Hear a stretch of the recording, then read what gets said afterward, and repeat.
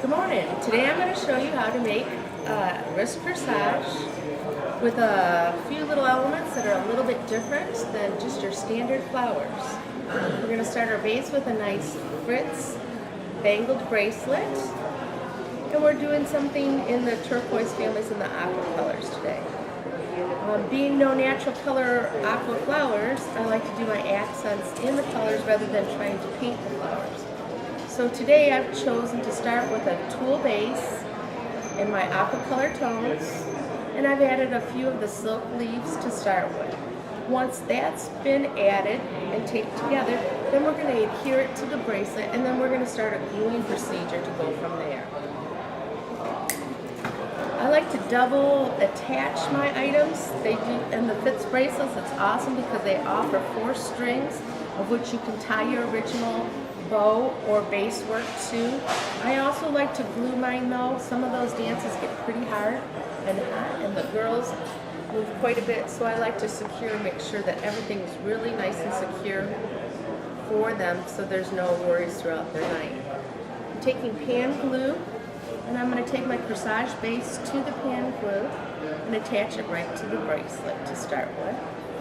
Hold it just for a moment, make sure it's secure, and then I'm going to come back through with the strings that are provided on this bangled bracelet, and I'm going to tie it. So then I've double secured it with glue, and I'm also securing it with the ties that are provided. Most of their bracelets have white ties in them.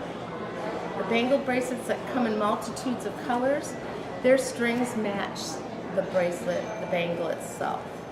Once it's been tied real secure, I cut off my loose strings, and then I'm ready with my base to go. The corsage I'm currently doing is artificial,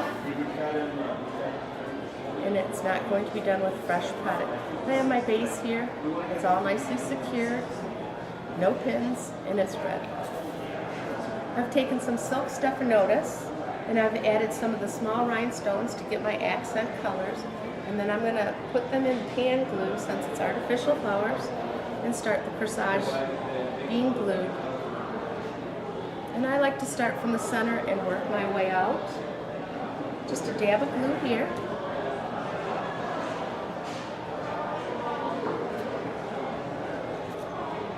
As styles change, I believe that the girls don't wear the corsages nearly as big as they did before, much smaller versions. But each girl likes something completely unique to them, and they want to be solely unique and have a corsage that none of the other girls have. So by adding different accents, by using the Fitz bands and adding the rhinestones to get color, I'm going to throw in a butterfly here, too. And then this will be a piece not only will the girl be able to wear for the whole evening, but there'll be many pieces that she can keep in accents for her books of things in the past, or just a nice piece of remembrance that's got class. The corsage can actually be taken off when the event's over, and then she will have a nice bangle in which she can wear too. Now, I also keep in mind the size of my girls. If they're really big or if they're much smaller and a little bit petite, I don't want anything too big for their functions or too cumbersome. I want them to be able to wear it all night and enjoy every minute of it.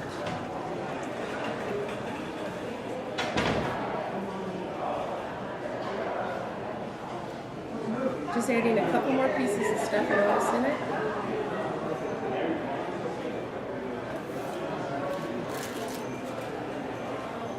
And I'm going to add a little bit of additional greens, just a touch other than the leaves that we've got going. We'll put in just another dimension of different textures for them. I find if you only use one green, there's not enough interest in the piece itself, and by adding just a couple small pieces, you sure develop a nice, exciting look. A little bit more depth, a little bit more texture. And there, voila. Just a couple minutes, you're done. and ready to go.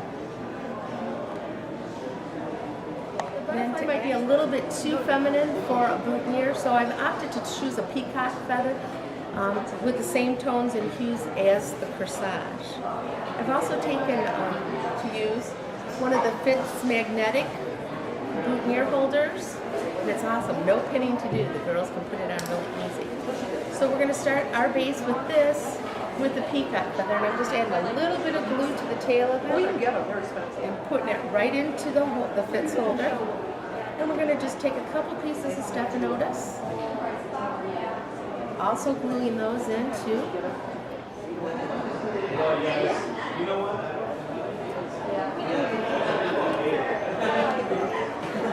I'm going to add one more piece just a little bit lower in there for us.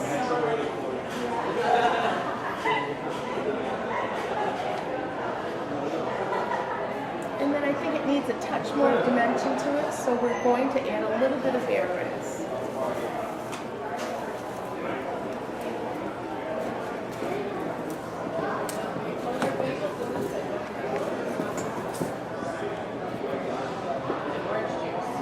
Make it a bear grass loop right now.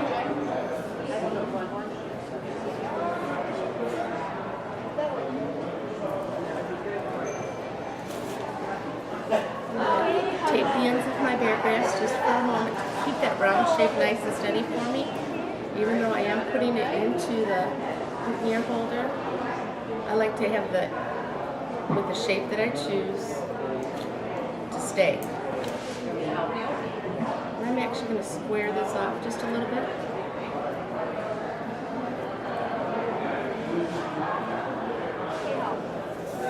And then we'll get that one piece glued in too.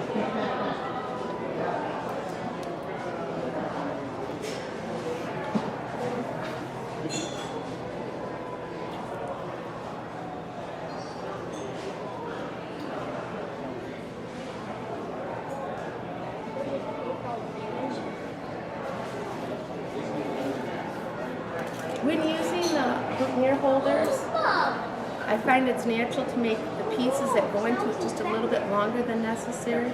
So you probably need to trim up your work just a little bit to put it in to get the exact look that you're looking for.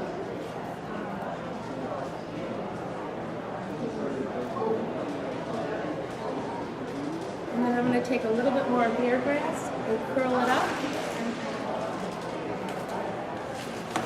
By taking the straight edge of a knife or a pair of scissors, you can get a curly look to it. And some of these curls look really cool in there too.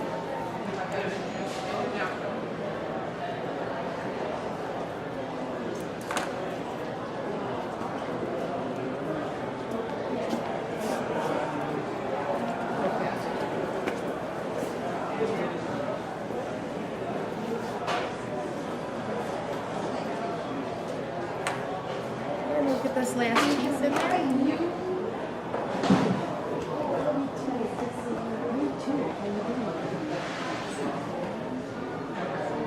And then we've presented a boutonniere in which their dates can wear, and it matches their color tones, and it keeps the masculinity too.